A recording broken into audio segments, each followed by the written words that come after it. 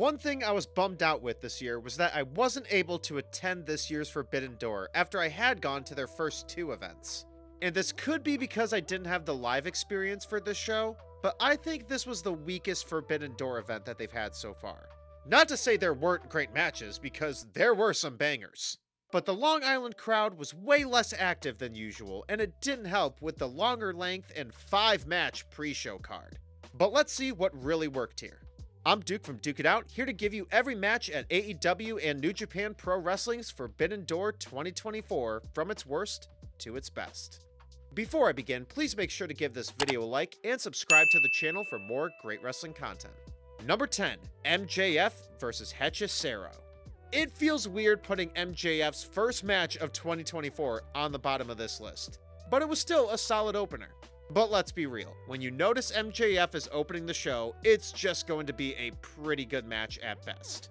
Him doing the Panama Sunrise was a really cool spot though. Number 9, Hook, Samoa Joe, and Katsuyori Shibata versus the Learning Tree and Jeff Cobb. I had felt bad that Jericho and Hook were at the bottom ranking the last 2 shows. And while this is a mini advancement, it's still growth. Hook and Shibata doing Joe's walking away spot made it more awesome with how much it made Joe smile. And Hook pinning Jericho with the Judas effect was a really good ending. Plus, it showed why I've been craving a singles match with Samoa Joe and Jeff Cobb. Number 8, Jon Moxley vs. Tetsuya Naito. This was a match really affected by the crowd being less active. But even still, this was just a solid match that is definitely below the bar these 2 guys are usually set at. It got good spots here and there, however, it definitely felt slower. But the real beneficial thing here is Naito getting back the IWGP Heavyweight Championship and taking it to the G1 Climax.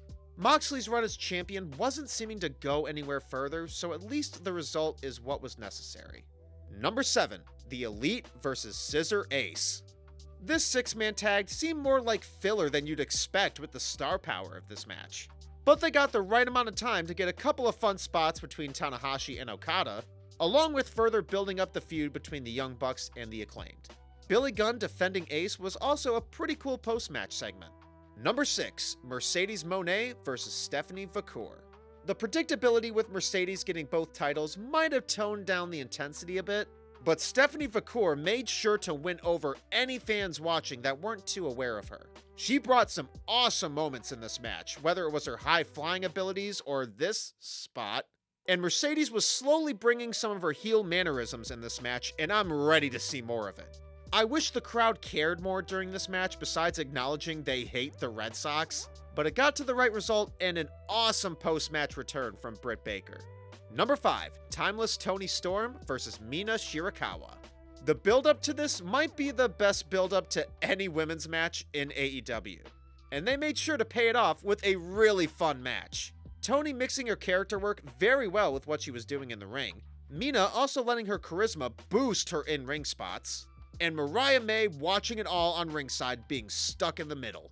I really wasn't expecting them all to unite in the end with a triple kiss, but it was the most hilarious moment of the night. And this story is further becoming the wrestling version of Challengers, and I'm all for it. Number 4, Zack Sabre Jr. vs. Orange Cassidy.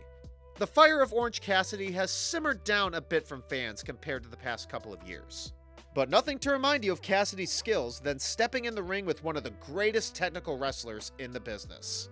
ZSJ brought some awesome sarcastic charisma in the beginning to further bring him more fuel when Cassidy kept showing more fight. And Orange brought some of his smoothest counters in recent months, and the quick back and forth sequences he worked out looked incredible. And it had one of the most solidified submission wins in a while. It looked like ZSJ twisted freshly squeezed like a goddamn pretzel. Number 3, the TNT Championship Ladder Match. Multi-man ladder matches can be hard to create something new, but everyone in this match made it as intense as it was, because this is one of the most dangerous ladder matches in recent wrestling history. Mark Briscoe always seemed to be the first one to raise his hand whenever something crazy was suggested. Leo Rush had to take some insane spots here. Dante Martin and El Phantasmo kept upping the unpredictability. Konosuke was the MVP of the match, whether it was the stuff he took or amazing spots he delivered. And Jack Perry played the slimy heel perfectly to get the TNT title that almost all fans knew would be his. but what a chaotic match to get us there. Number 2, Bryan Danielson vs. Shingo Takagi. This was immediately my most anticipated match for the show as soon as it was announced. I've given my praise to Bryan plenty, but Shingo Takagi has been one of my favorite wrestlers in New Japan for around 5 years now. And this is exactly what I was expecting from a match between these two. Some insane strikes, brilliant counters, and just some amazing back and forth pro wrestling. Bryan sold his ass off for Shingo in this match, which just made the already incredible moves from Takagi look even more devastating. And the submission ending brought some shock to what was a more predictable win for Bryan in the tournament. And number 1, Swerve Strickland vs. Will Ospreay. While I mentioned that this wasn't my favorite Forbidden Door show out of the 3, this show definitely had Forbidden Door's best main event.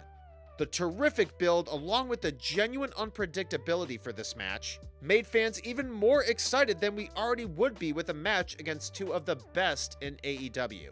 Ospreay brought a lot more emotion than usual with the recent loss of his grandmother, and while we knew he was going to deliver some amazing moves, the charisma he added to it made it even more top tier.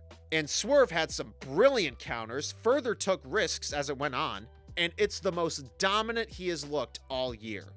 And the overall intensity wouldn't have worked if the chemistry and overall ability from Swerve and Ospreay weren't as incredible as they are.